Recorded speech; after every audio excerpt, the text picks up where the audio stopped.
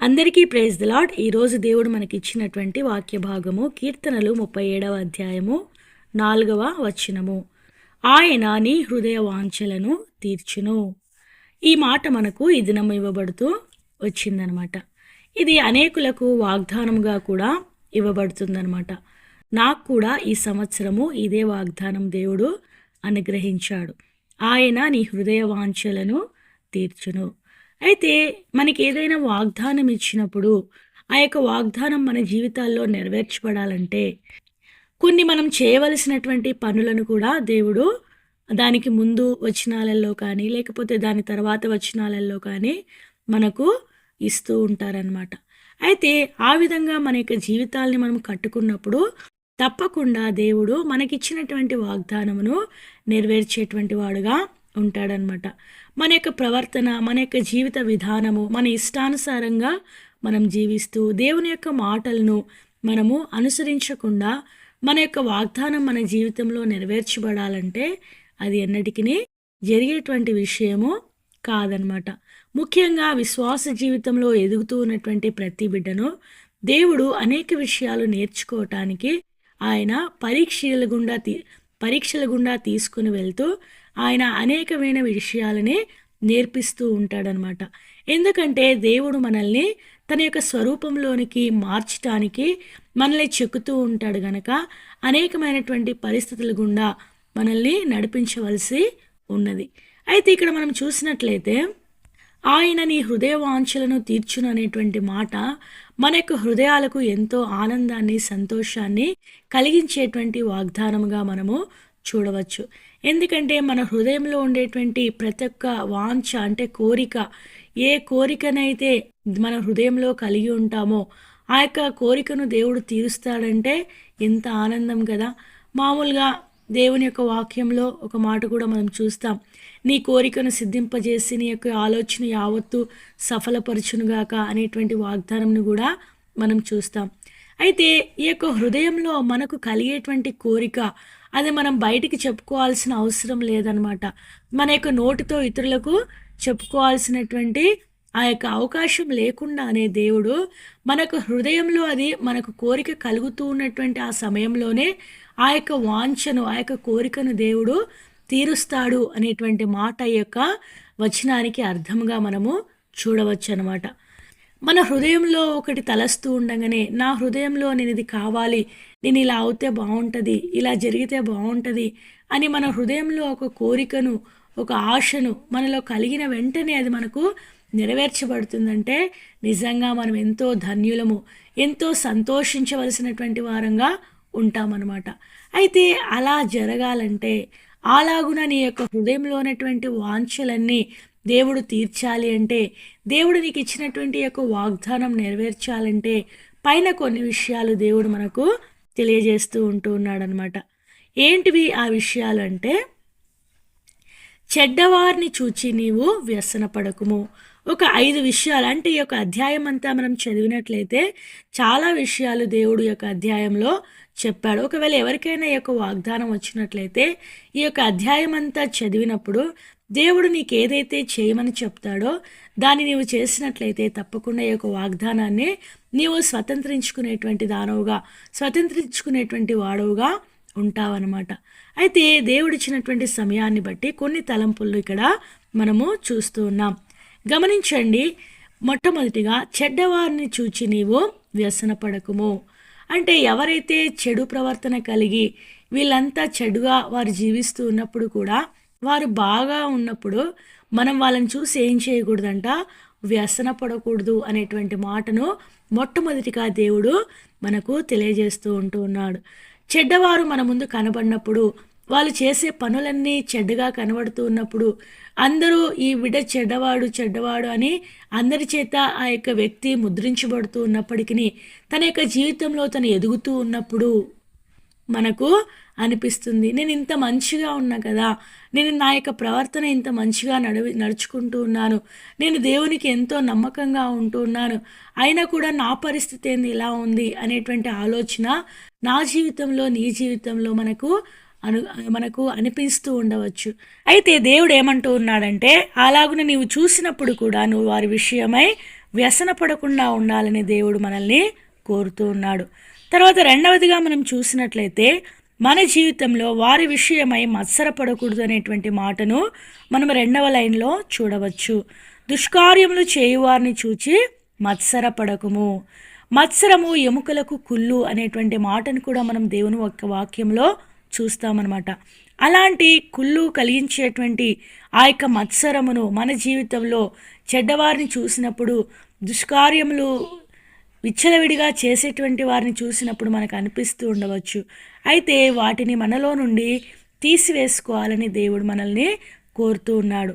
అయితే మూడవదిగా మనం చూసినట్లయితే యెహోవా యందు నమ్మిక ఉంచి మేలు చేయుము.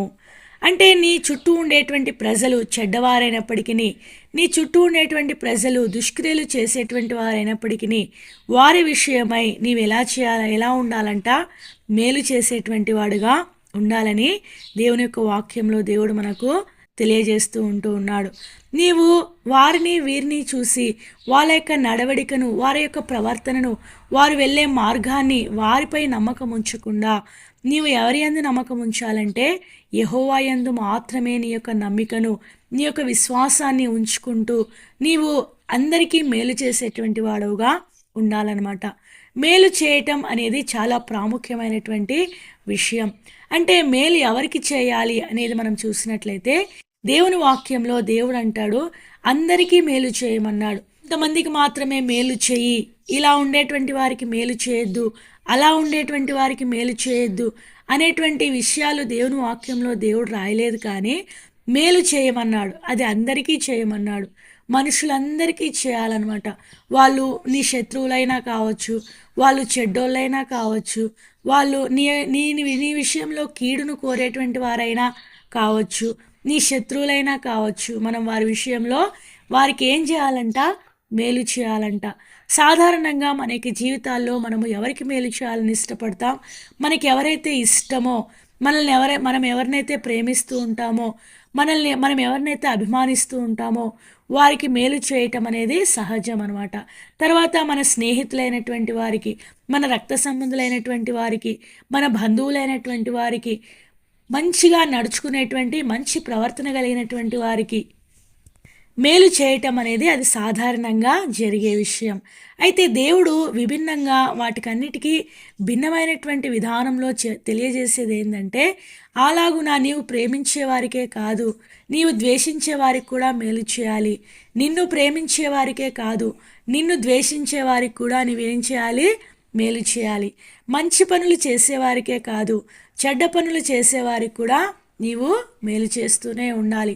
నీ జీవితంలో అదొక మేలు చేయటం అనేది ఒక పనిలాగా నీవు ఉంచుకొని ఎల్లప్పుడూ మేలు చేసేటువంటి అనుభవంలో ఉన్నట్లయితే దేవుడు నీకు ఇచ్చినటువంటి ఆ యొక్క వాగ్దానం, నీ యొక్క హృదయంలో ఉండేటువంటి ప్రతి ఒక్క వాంఛను దేవుడు తీర్చేటువంటి వాడుగా ఉంటాడనమాట. ఇంకా మనం చూసినట్లయితే దేశమందు నివసించి సత్యమును అనుసరించుము. నీ జీవితంలో అసత్యం అనేది ఎక్కడా కనబడకూడదనమాట. ఎల్లప్పుడూ సత్యమైనటువంటి యేసుక్రీస్తు ప్రభువు వారిని నీవు అనుసరించేటువంటి వాడవుగా ఉండాలి. నేనే మార్గము, నేనే సత్యము, నేనే జీవమును. అంటే నేనే అన్నటువంటి ఆ యొక్క యేసు ప్రభువు ఎవరైతే ఉంటూ ఉన్నారో, సత్యమై ఉన్నటువంటి ఆ యొక్క యేసుక్రీస్తు ప్రభువు వారిని నీవు అనుసరించాలి. అనుసరించటం అంటే చాలా ఈజీ అయిన పని కాదనమాట. దేవుడు ఎలాగు నడిచాడో అలాగున మనం నడవాలి అన్నదే అనుసరించటం అనమాట. అనుసరించటం అంటే నేను ఎలాగెళ్తూ ఉంటే అలాగ నన్ను అనుసరిస్తూ ఉండు, నన్ను ఫాలో అవుతూ ఉండు అనేటువంటి మాట మనం వింటూనే ఉంటాం. అయితే ఇక్కడ సత్యంను అనుసరించు అంటే మన జీవితాల్లో అబద్ధం అనేది ఎన్నటికీ ఉండకూడదు.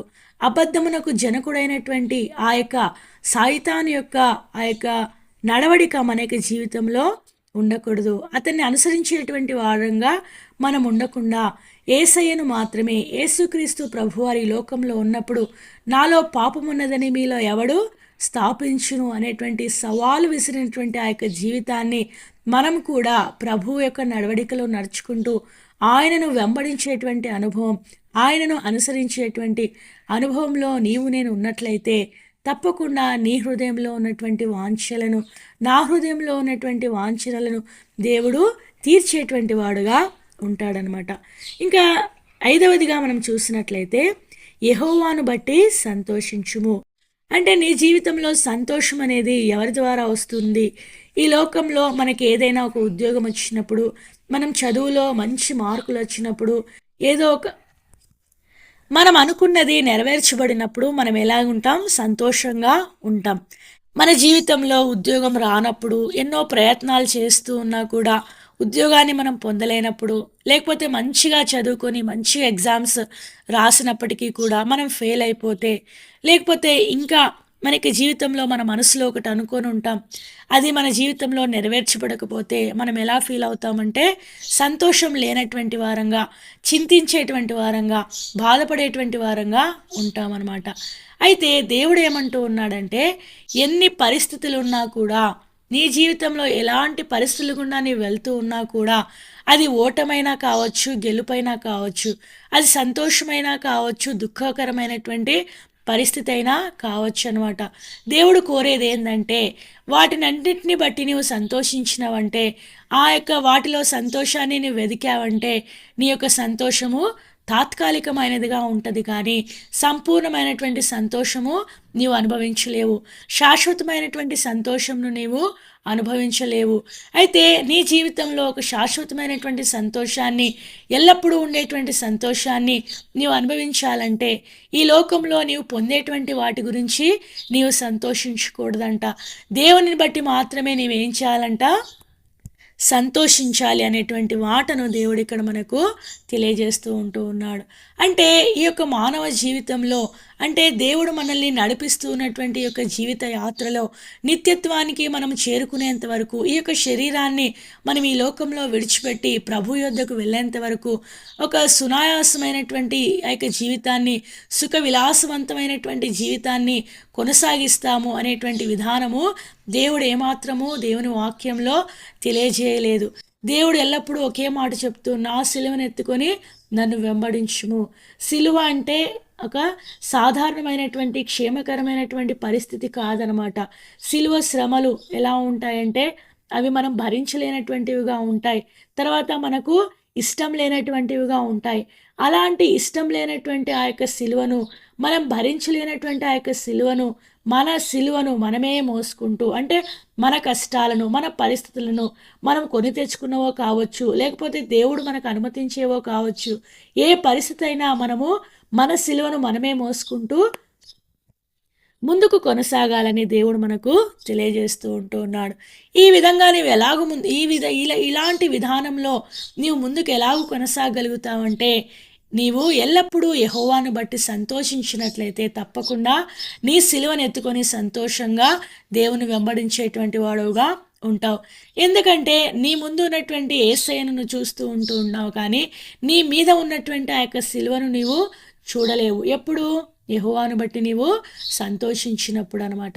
అలాంటి జీవితంలో నీ ఉంటే తప్పకుండా నీ హృదయంలో ఉండేటువంటి వాంఛలను దేవుడు తీర్చినై ఉంటూ ఉన్నాడనమాట.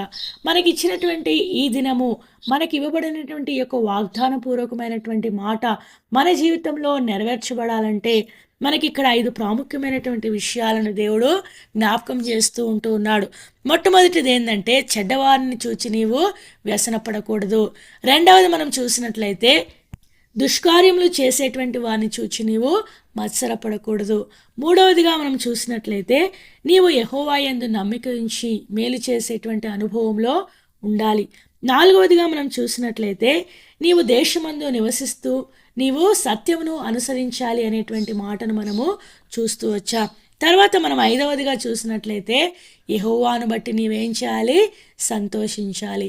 ఈ 5 అనుభవం నీలో నాలో ఉన్నట్లయితే తప్పకుండా ఈ యొక్క వాగ్దానాన్ని స్వతంత్రించుకోవటానికి నీవు నేను అర్హురాలమై ఉంటామన్నమాట. ఇలాంటి వాగ్దానమును మన జీవితంలో మనకు నెరవేర్చబడేటువంటి అర్హతను మనం కూడా పొందాలని దేవుడు ఆ విధంగా మనకి సహాయపడు నిమిత్తమై మనము దేవుణ్ణి కోరుకునేటువంటి వారంగా ఉండాలన్నమాట. మరొకసారి మనకి ఇచ్చినటువంటి వాక్య భాగమును చదువుకొని ముగించుకుందాం.